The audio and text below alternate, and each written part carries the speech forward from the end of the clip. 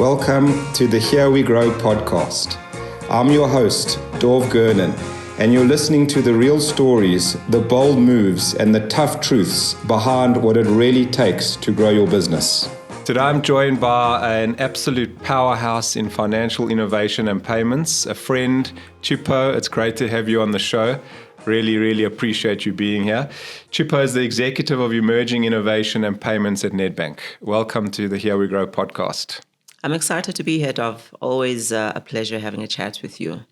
Great. So, Chipo, when we first met, it was probably around 10 years ago. Yeah. It was at the launch of Alpha Code, which at the time was Rand Merchant Investment Holdings. Innovation Lab, Skunkworks, it was kind of the flavor of the month at the time to build these things inside big financial institutions. Yeah. And I actually remember the story vividly when I was thinking about having you on the show. So RMI had just taken a strategic equity stake in Merchant Capital. Yeah. It was 2016. Yes. And we were invited to be part of the launch of Alpha Code because it was the first investment that the Alpha Code team had made. Mm-hmm. And I'll never forget Paul Harris at the time. He did an introduction and he spoke about the success that RMI, Rand Merchant Investment, had in backing entrepreneurs. Yeah. And he spoke about one particular entrepreneur, which was Adrian Gore, the founder and CEO of Discovery. And I remember him saying in front of about 100 people, we think we found the next Adrian Gore. Yeah. Can Dov please stand up and say a few words? And I remember this was, I was pretty wet behind the ears. I was very intimidated. You and did I thought, well on the day. Thank you. I thought, wow, these are big shoes to fill. Yeah. But you had also just kind of started your journey there at Alpha Code. You were the community manager. You then landed up heading up Alpha Code. Yeah. And it's just been an absolute inspiration, in 9 short years to see how far you've grown and where you've come. And it will be a privilege to be able to unpack some of those stories on today's show. Mm-hmm.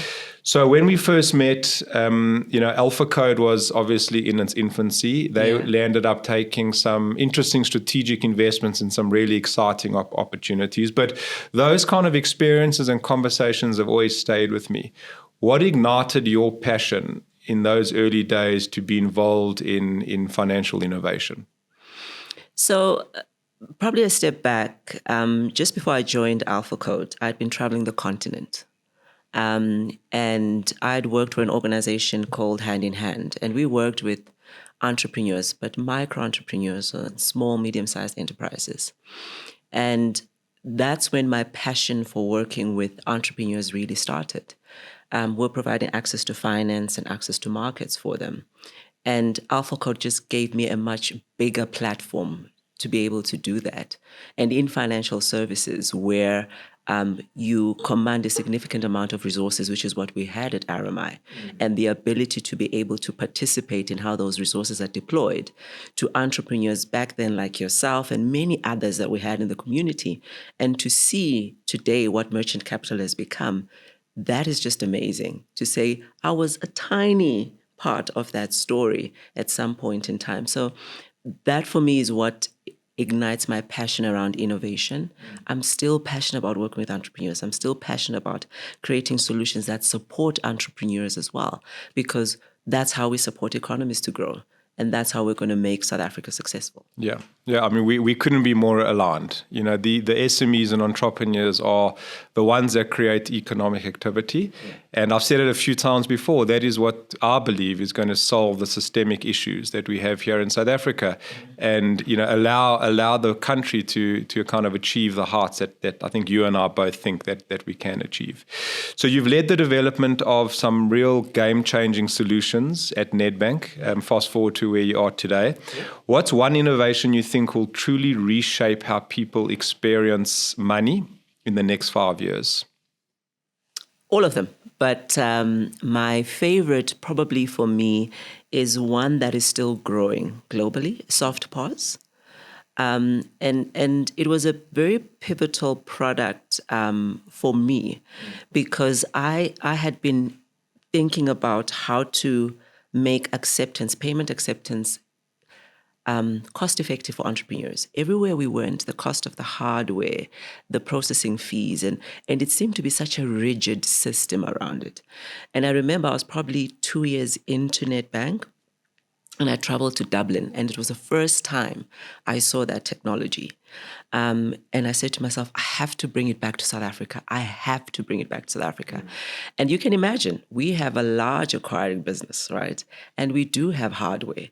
And imagine bringing that capability back into the business and saying, guys, low cost. We completely reduce the cost of acquiring a device completely. And the exec said to me, what are you actually saying to us? Are you saying we must cannibalize our own business? Are we saying the handset that everybody's carrying around all of a sudden becomes a payment acceptance device? And I said, yes. And I remember we led South Africa to join a cohort of 8 other countries at that point when we brought SoftPOS into the country. So it was very pivotal for me in my career to do that because I believed in the technology and I saw the impact it could have, particularly for entrepreneurs who are just trying to run businesses, for people who are running side hustles, for gig workers. I mean, the plethora of opportunities that it presents and opens up for everybody is just amazing. And I think we are yet to see the growth in that particular capability and technology. Now, all the banks have it. And what you've seen subsequently after that is that the cost of devices has gone down. For not just the banks, but also for the fintech The small players. guys, yeah. So for me, that is what we need to do as corporate citizens and as people that are passionate about growing this economy. That's such a great story. Who was the company in Dublin? Or were you there just for a conference or an expo? I was there for like a tech conference, Right. facilitated by one of our partners. And it was a tech company that was showcasing this capability. And I remember I went back to the guys we had gone with to Dublin. I said, how do I bring this thing back? And they were like, it's complicated. There's certifications. There's a whole process around it. And it took us 14 months to develop a solution that we could bring back into South Africa. It was certified. It was according to the standards that were acceptable here. And everybody then has taken those standards and used them to replicate the solution. Because when you mentioned Dublin, I thought of the business Stripe. It was started by 2 Irish brothers, if I'm correct. Yes. And they kind of were the real trailblazers in POS, and I'm sure SoftPOS. But it's phenomenal to see, what they've done in that space. So, yeah. So you're driving platform as a service at Nedbank. Can you unpack what that actually means for a customer and why it matters to the future of finance? So when I think about platform as a service, for me, really, it's around building a scalable and secure foundation that empowers fast innovation. That's literally what it my is. mandate, and that's what I'm supposed to do. And this is not just for us, but for our partners.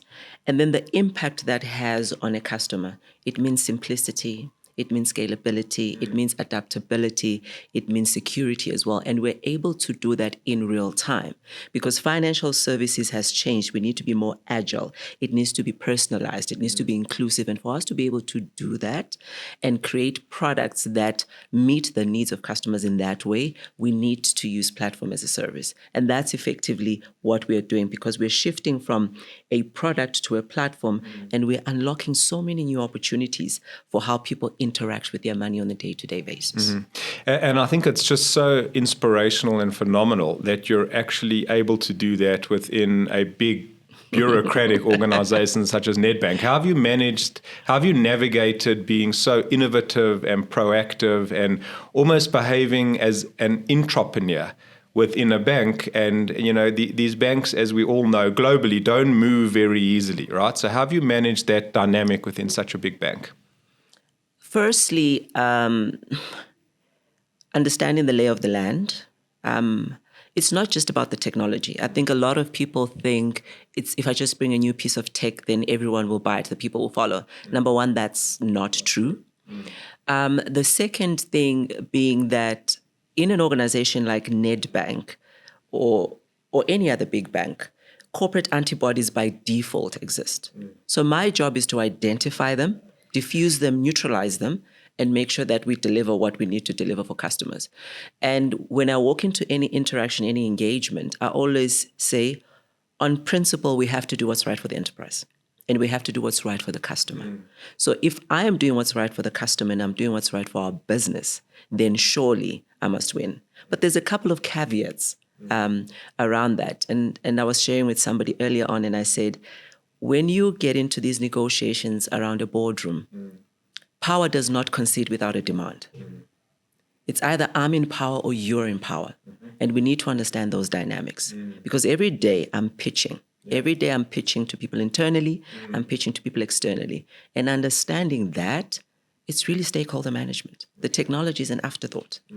And if I'm able to prove the value that it brings to the business, it's pretty much the story gets sold. But it's not easy, but it's pretty much the job. And have you found almost, because globally you're seeing a precedent that there's this step change in the way that big financial institutions, not only banks, big insurers, healthcare providers are kind of open to partnering, acquiring, buying, piloting, doing whatever they may be with fintechs who perhaps can bring this innovation and this technology, which means the bank doesn't need to build it themselves. Is that something that you're witnessing kind of on the ground? Definitely. And that's part of my mandate. If we can't build it, we must buy it. If we can't buy it, we must borrow it. It's really that simple.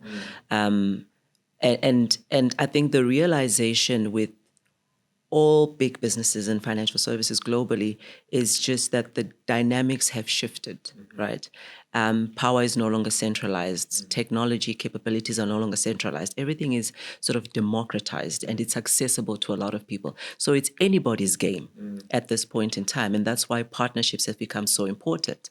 But in those partnerships, it's the ability to understand where my strengths are so that I can partner where my weaknesses are. So where I'm underweight is where I come in and I say, Dov, I'm not doing well in this space. Do you have something that can help us bolster? It's either we want to defend a position we have in the market or we want to unlock a new ecosystem altogether or a new revenue model. And I think that as a bank, I'm seeing there's an openness to that. There's an openness also to just acquire for technology, sometimes to acquire for scale, to acquire for market share. The thesis is completely different at any given point in time. But as long as you're able to answer the real question for the business.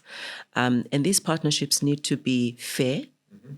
And I prefer long-term partnerships, right? Where both parties are invested in making it work. We can start working on something really small, but the idea is that this partnership must grow in scale. Banks need fintechs, fintechs need banks, tech companies need banks, banks need tech companies. That's just the world we live in. And I think there's that realization and soberness on both sides, not just the big guys, also the fintechs that thought, we're going to eat the bank's lunch and we're going to take over. It doesn't work like that. So I think there's a balancing of scales that has happened, and that's why the environment is so conducive for partnerships. And, it's so refreshing now talking on behalf of the fintech fraternity, and being the leader of a fintech business who the way that we scale our business is through big banking partnerships. We can do it ourselves, but you can take it from 0 to 1. If you want to get from 1 to 10, you need that scale, you need that distribution, you need that marketing, you need that brand, the equity, the client base, etc. So I can't tell you how refreshing it is, hearing and talking on behalf of the fraternity that I'm involved in, to hear that it's not just lip service anymore, that the banks are genuinely open to it. Because I think rightly so, there's always been this concern. I'm going to partner up with a bank. They're going to learn everything. They're either going to buy me and kill me, or they're just going to copy me, and then I don't have a business anymore. And I think we've seen now over the years that isn't the case. There's a true place for both parties, as you say.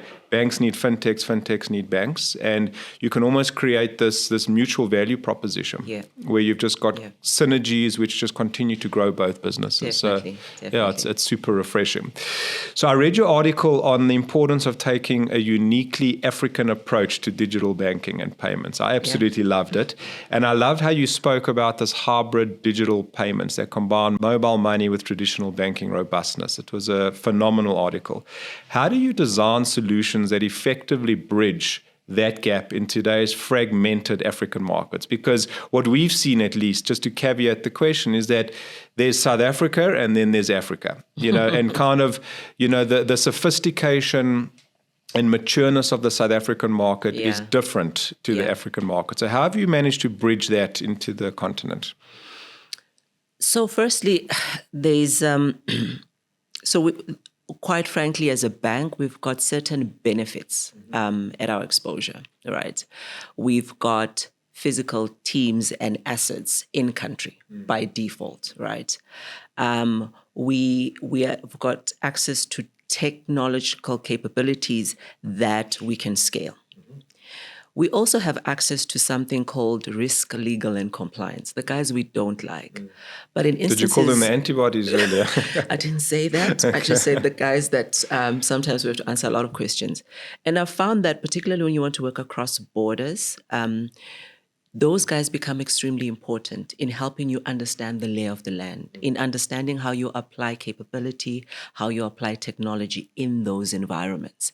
And most importantly, then, what I've found has worked for us as well is the partners we have on ground there. So they're able to give you certain nuances that you won't read off a desktop or off a paper or of a report to say, for example, in Zimbabwe, people prefer US dollars to rands. You might find rands in circulation, but actually people prefer US dollars. It's a premium currency. So if we're going to have a remittance solution in Zim, the termination points, whether we're working with a retailer, we have to make sure that it's in dollars, not necessarily in rands.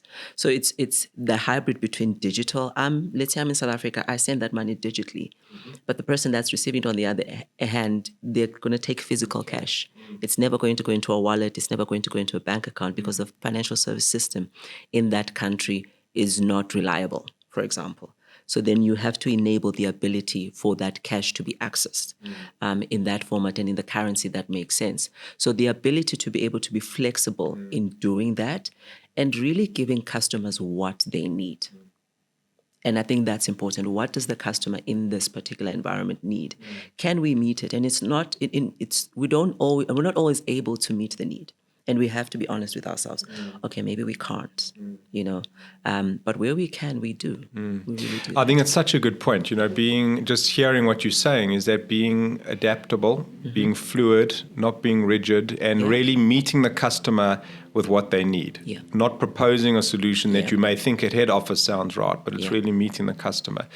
But, having said that, South African banks, we forget because it's where we live and who we bank with. They are actually more sophisticated and progressive than we think. So just a personal story. My youngest brother immigrated to Australia recently. He had been living in London for 13 years and he's gone to live in Melbourne with his young family. And he was telling me the other day how backwards it has been in order to open up a bank account there. He said South Africa are 20 years ahead of Australia. And I always thought, super technologically advanced and, but completely different. He said every time he needed to do something, he needed to go into a branch. Wow. I've not been into a branch I can't remember when, so you almost forget how sophisticated and progressive the banks are. And you're at the forefront of that, right? You're at the forefront of that innovation and emerging payments. Why do you think the South African banks have been so successful? I think it's probably more of an African story where we are forced to leapfrog. The word leapfrog, I think, is literally just describing what happens in the African continent on a day-to-day basis. Because we didn't have certain luxuries. Data is expensive. Access to high-end phones might not necessarily be consistent across different demographics or LSMs. All those things that might seem to be disadvantages for us force us into a space where we innovate differently.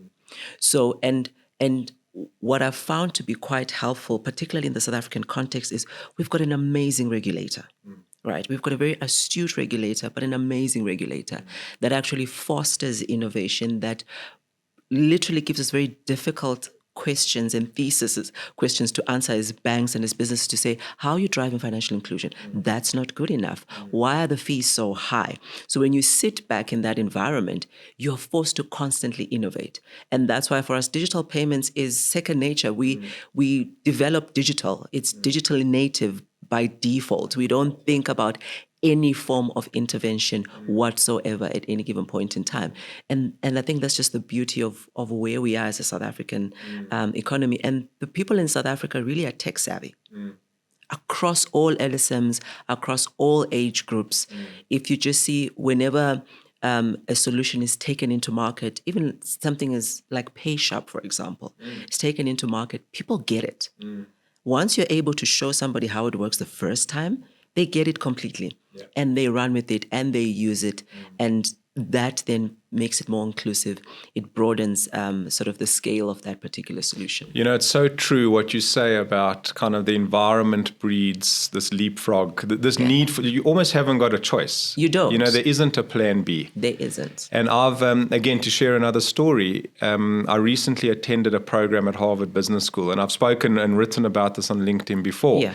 And when I went on this program, it was with 150 other entrepreneurs from around the world, CEOs and founders of businesses. Yeah. Before I arrived there, I felt anxious and intimidated. I was like, here, this little guy from Joburg in this tiny business compared to globally who I was dealing with, are going to be in the classroom and, you know, having debates with all these global leading entrepreneurs. Yeah. At the end of the 3 years, actually, I realized that I may have been in the bottom 10% of wealth because of the size of our business and the currency and the size of our market, but probably, without sounding complacent, probably in the top 10% of ability. And I realized very quickly the reason for that is because of exactly what you've just said. We haven't got a plan B. So as an entrepreneur, we are so well-rounded, and you've seen it. South African entrepreneurs on a global stage, you know, have done incredibly well. Amazing. And I think that environment creates this need to innovate, to think out the box, to not always have this parachute, you know, to be digitally native. And it's, I completely agree with that. And I love that, actually. Yeah. So you're passionate about financial inclusion in Africa. We've touched on that a little bit. Mm-hmm. It's a big goal for many, but a hard one to measure. What does meaningful financial inclusion look like to you? And how do you actually keep score? How do you know that you're getting closer to it? Financial inclusion it gets spoken about quite a bit.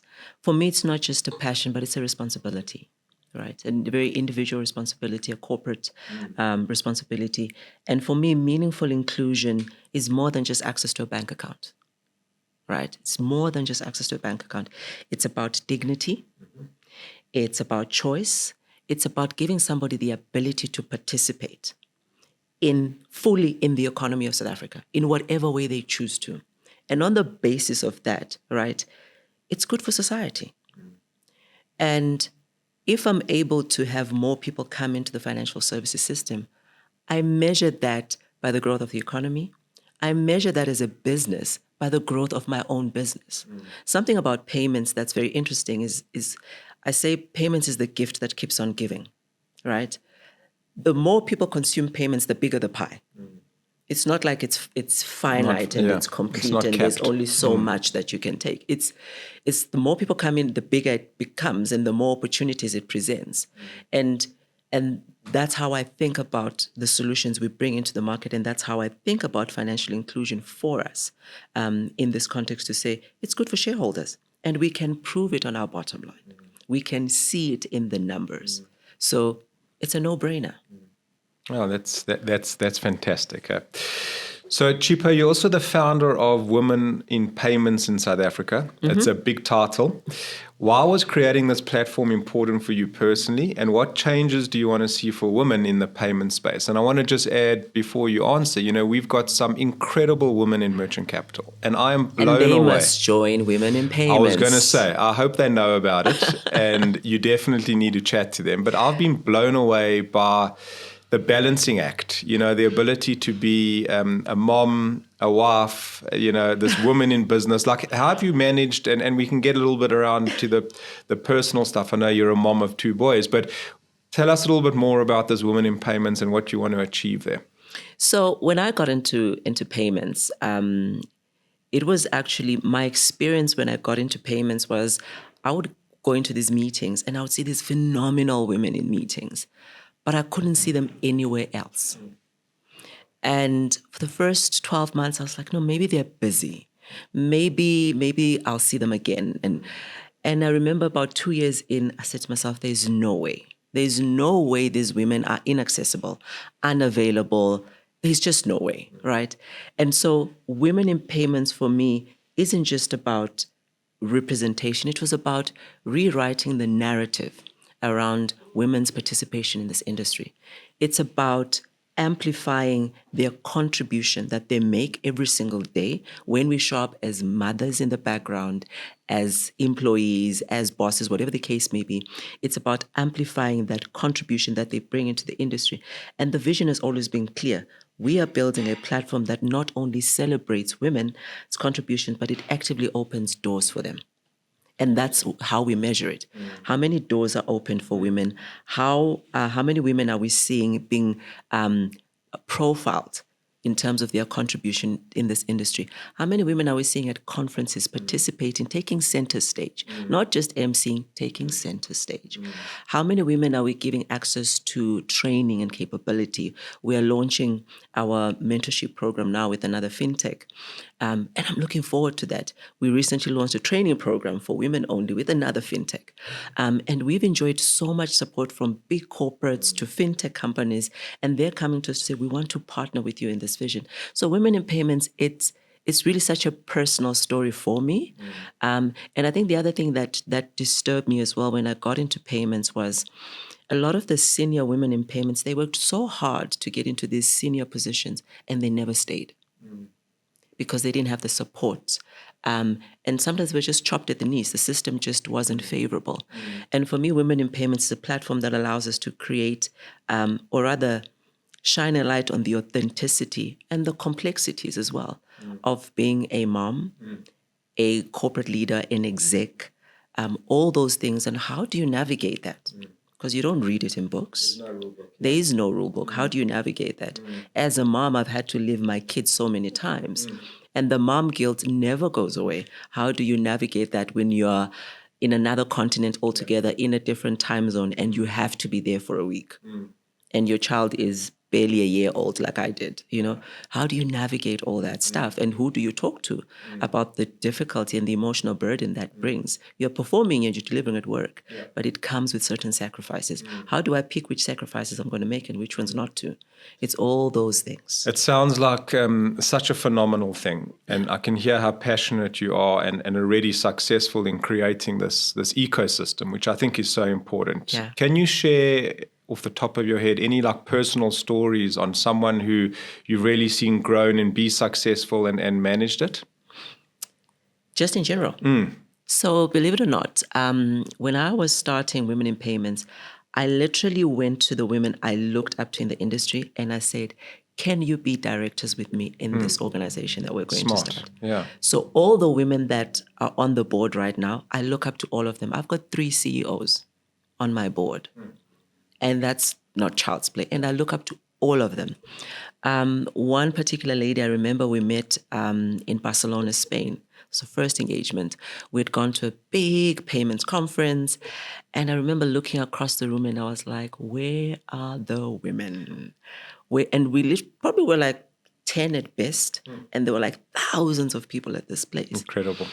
And day 1, I thought maybe they're going to come through. Day 2, there wasn't. And I said to her, let's go for dinner. And I remember she then shared with me her story. She was in another bank, a competitor bank from South Africa as well. And she just shared with me her story of how she got to where she was and some of the stuff that she was doing. And in my mind, I said, I want this person to be in my life. And it started off as a professional relationship and engagement. And now we are co-directors in an NGO that supports other women. And we're saying, we want to lift as we rise. We want people to stand on our shoulders.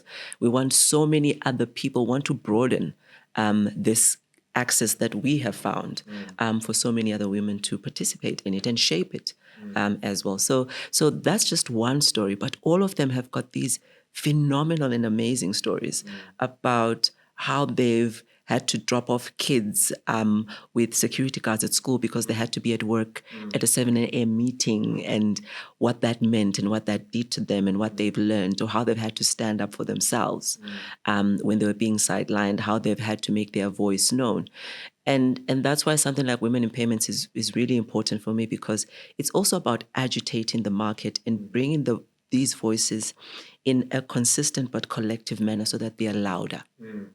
So that they're broader, so that we can go to the regulator and ask for certain things and make demands around certain things. I've got 3 or 4 women candidates at Merchant Capital off the top of my head who will be perfect candidates. All of them must join. We've got, and we need all the women to join, all of them.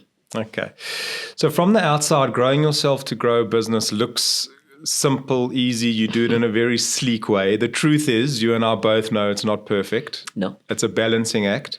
And you've touched on it a little bit, but it's a balancing act between your personal life, about building and inspiring a team in your career. You spoke about the mom guilt, which I know is a real thing. But looking back, what have been your kind of biggest growth moments, and how have you personally managed, raising two boys and, being so successful in the ascension of your career?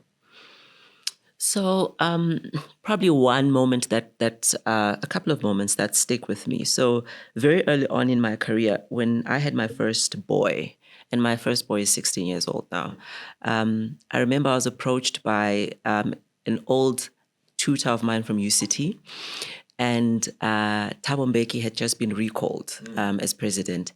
And she said to me, "We are adopting all of Thabo Mbeki's community development projects into this organization. Can you come and join us?" And there were two directors. And my boy at that time was not even a year old. And I said yes whilst I was on maternity leave. I was like, of course, amazeballs, I want to do it. I didn't know what I was saying yes to. I was saying yes to living out of my suitcase. I was saying yes to expressing milk because I was still breastfeeding and not being able to see my boy. I was saying yes to getting my son a passport very quickly. If I was going to Swaziland, I could go with him. But if I was going to Malawi, I couldn't go with him. I was saying yes to so many things I had no cognitive memory on. I had never seen being done by anybody. And I was young. I was in my 20s when this happened, right? And I remember it was the first time I would travel to a country by myself. I had to speak to government officials. I had to speak to community leaders. And I had no script for it, right? I had to set up programs, set up a team, find an office space, then come back after 6 months to monitor and evaluate and report back to our donors. With a boy of less than 1 year old. Yeah. And it was multiple countries, multiple sites, right? So that was very instrumental for me as a person and as a mother. I can imagine. And it grew me quite a bit because seeing the continent from that lens was different. Traveling by yourself does something to you as well. The next pivotal moment probably for me was when I did my MBA. And the doctors had said to me, "You can't have another baby." So I was living my life like I'm golden, right? I was like, okay, cool, it's done and dusted. 1 month into my MBA, boom, second baby is on the way. And I remember I was faced with the dilemma, do I continue with my MBA or do I have baby first? I was broke, beat, and disgusted. I had no time to choose one of the two. And I'd quit my job. So I was like, baby girl, you have to do both, So you're doing the MBA full-time? Full-time. Okay, wow. And this was the first time it was being done over 12 months. Okay. So it was a very defining moment for me because it tested everything I had in me. Baby came early, probably the stress and everything, all that stuff. And it was a difficult pregnancy and blah-de-blah, blah-de-blah, blah-de-blah. But that was another aha moment for me that also showed me my capacity as an individual, the ability to hold grace and grit in one hand. I love that. And it does something to your psyche, And then after that I remember I traveled to Namibia on a project, and then that's when we met at Alpha Code just after that. Yeah. So those moments have been pivotal. They've been critical for me. And then coming into a big corporate like Nedbank, I'd never been in corporate. I've always been an entrepreneur, working for myself, working for a small business. And just being in this giant machine that seems not to move at all at face value, and navigating that environment, navigating that space, and really drawing deep into my emotional intelligence, capacity, intellect to be able to make things happen in a difficult environment. I say to people don't generally believe this. Maybe my boss might fire me after this. But anyway, I have operated on zero budget and zero resources at Nedbank. I don't have a budget. I start off on zero.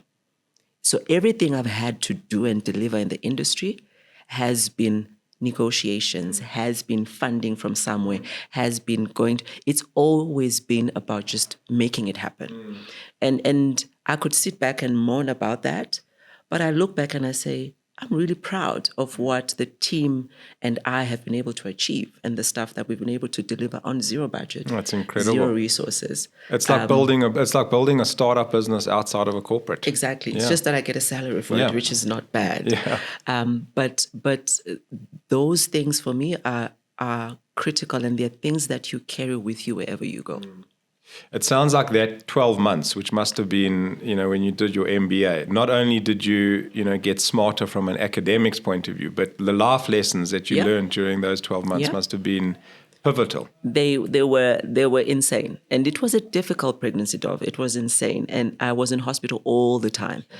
I didn't have as much time to finalize my thesis like everybody else. And I remember I won... they've got this award at Gibbs. I think it was Entrepreneur of the Year or something.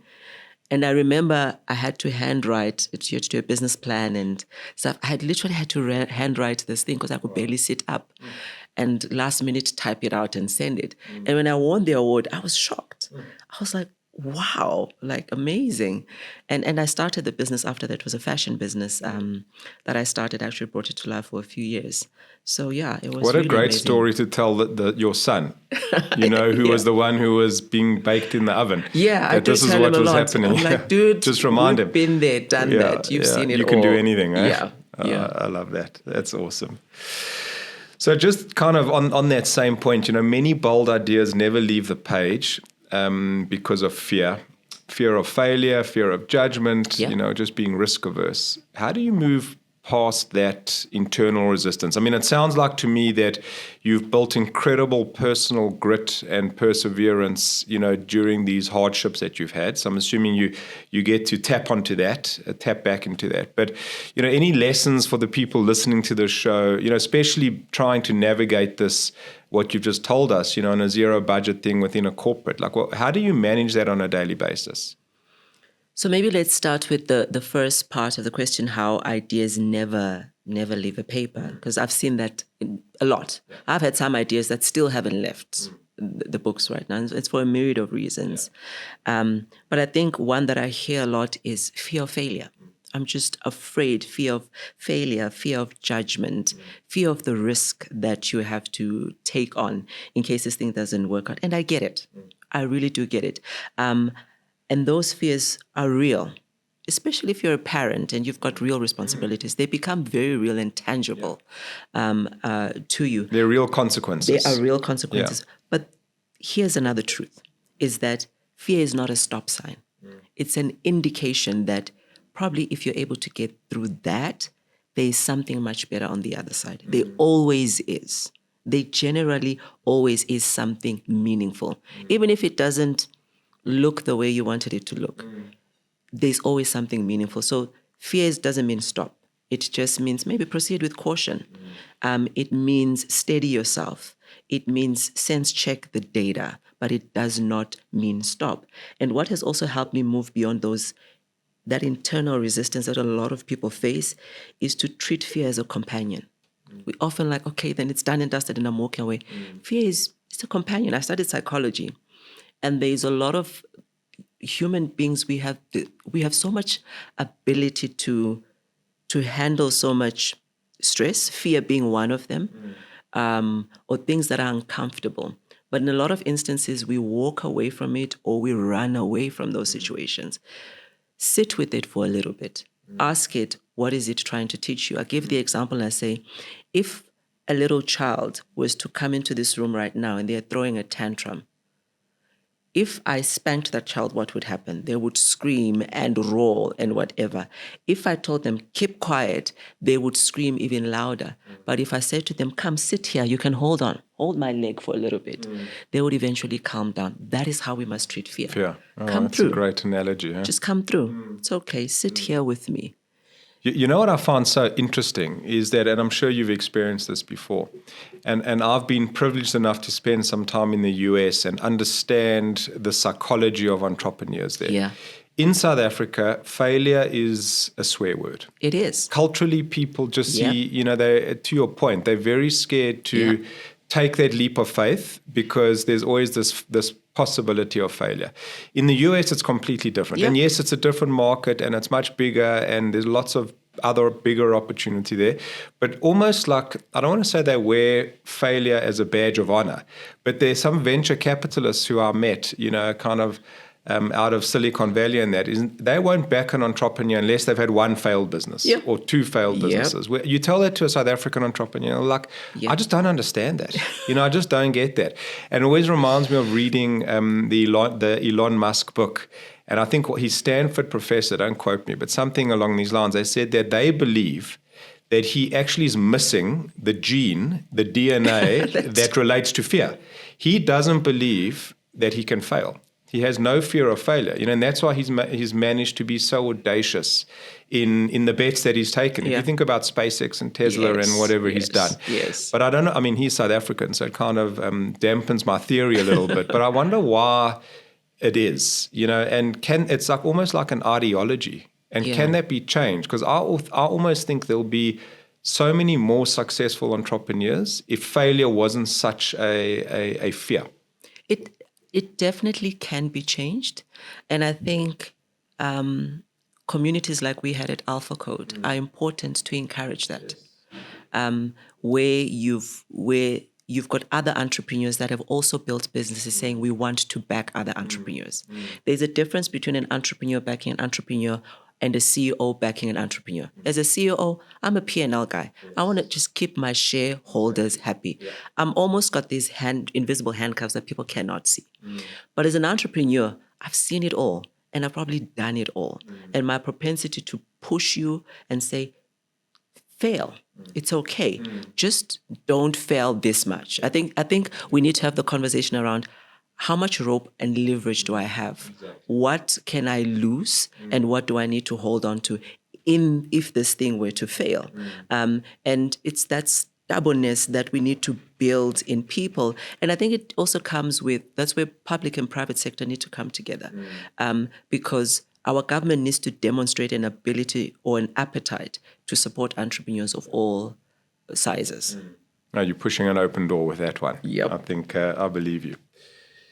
And then just my last question on this, and then we can move on to some personal stuff. Do you think this boldness can be taught? Is it something that you grow into through experience? Do you think it's the whole nature versus nurture thing? I guess talking from a personal perspective, I come from a family and a community of entrepreneurs. So for me, it was kind of already ingrained, and a lot of friends, cousins, brothers, we're all entrepreneurs. No one really has gone down the corporate route. But, so that would be kind of are you born with it? But do you think this is something that can be taught? Do you think it's something that can be developed?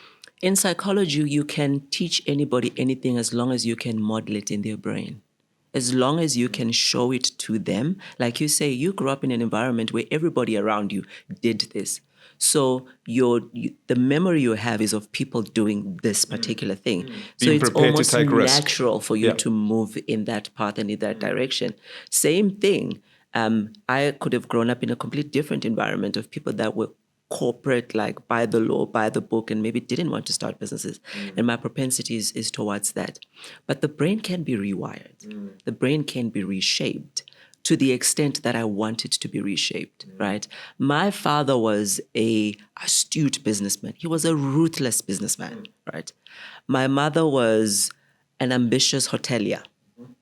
Those were the people that raised me, right? And I guess being exposed to that a little bit and everything else that life has brought to me, you put that together. I don't take no for an answer. It's really quite annoying. Simple. Even for me. It's exhausting. I cannot take no for an answer. Yeah. I'm like, there must be a way. Surely this should be possible. And a friend of mine said, Chipo, you must know when to walk away. I'm like, there is no walking away in my world.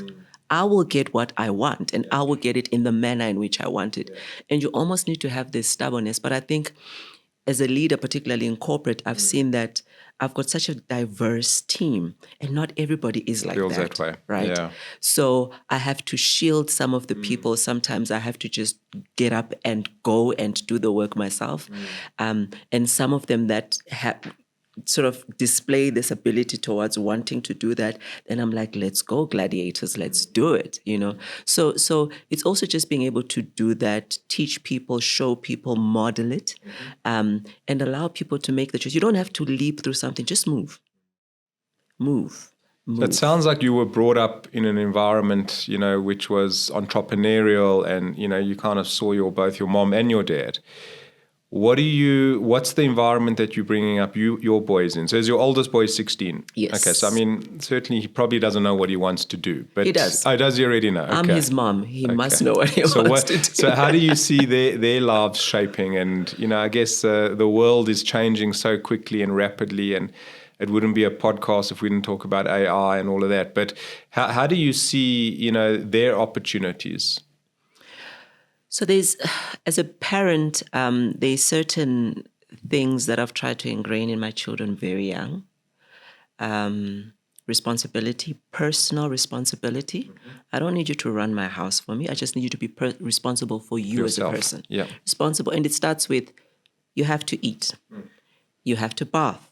You have to brush your teeth. And then you have to pack your school bag before you go to bed for tomorrow. Before you leave your room, you must make your bed. It's personal responsibility, personal agency. Choose what you want to wear. I'm teaching you the ability to make decisions and to own those decisions. I forgot something at home. Explain it to the teacher. Get yourself out of it. It's not my problem. I'm not the mom that rushes when my kids forget something. I don't even call the teacher. I'm like, explain it to the teacher and tell them you'll bring the book tomorrow. But I'm going to lose marks. Next time we don't forget the book, right? It's a real life skill, lesson. I only have to teach it once, and they get it, right? So that's the kind of environment I've tried to teach my children. My children are gamers, both of them, right? Their digital identity is much bigger than what I see walking around my house. And I encourage that, right? My older boy started off wanting to be a chef. Now he wants to be an engineer, right? And the only thing I can do as a parent is support that. Is give him enough data and information for him to settle in the decision that he's made, and make sure that he's walking with the level of discernment where he's able to not just discern the environment, discern the people around him, so that he makes those decisions for himself and even for the people around him at some point in time. So there's no science to it. I'm hoping that it works out. So far, I haven't had any issues with my kids. But yeah, parenting is an interesting neighborhood. It is, huh? It is. As we said, there's no rule book for that either. There is none. At my second one, if I wanted to break the law, I'd take my second kid with me. Okay. If I needed help, I'd call my second kid. Like, Mommy crossed a red light. Yeah. Can you come and bail me out? That's my second kid. It's what fascinates me? I've also got two boys, and they're 2.5 years difference. And we always say, brought up in the same house, we fed them the same food, they went on the same holiday, and just they're similar, but just completely different. It's just the same environment, but they're different. But it's fascinating. I've got an identical twin sister. Our lives are so different. Wow. You would never say we are twins. Really? You would just say we're twins because you looked at us. Because you look the same. But our lives are completely different. So your experience, your boys' experience of you as parents is so different. When they get asked 10 years from now, they would tell completely different stories as if they stayed in two different houses because they experience you differently. The first child, you were probably nervous about everything. The second one, you're almost like, it's okay, we've been there before, get on with it. Yeah. Or first one, go sort your brother out kind of thing. So that is the beauty of life. And I think that's what growth presents for them, for you, and for everybody around. I love that. I think, Chipo, it's been such a brilliant time spending time with you. I've learned so much about how you've managed your personal journey, your business within Nedbank, being a mom, a woman in payments, some parenting advice. I think people are going to get some great advice. So really, I really genuinely thank you so much for sharing so openly and extremely well articulated, and it's been an absolute pleasure. Before we go, at the end of the conversation, I'd love to leave everyone listening with kind of one last question. And it's the same question that I'm going to ask all the guests. So I know it's quite cliched. People say, when you're in your 40s, what would you tell your 20-year-old self? I want to flip that on its head and say, when you're 80, what are the things that you hoped you told your 40-year-old self around the growth things that you want to do over the next 40 years? What are the things when you're 80 you want your 40-year-old self to be proud of? At 80, I probably would want to look back and say to myself, your legacy looks good. Your impact was meaningful. You probably didn't do everything you wanted to do, and you didn't do it in the way that you wanted to do it. But we can trace that you were here, and you did some amazing things. And there are people that can almost testify to the impact that you've made in their lives.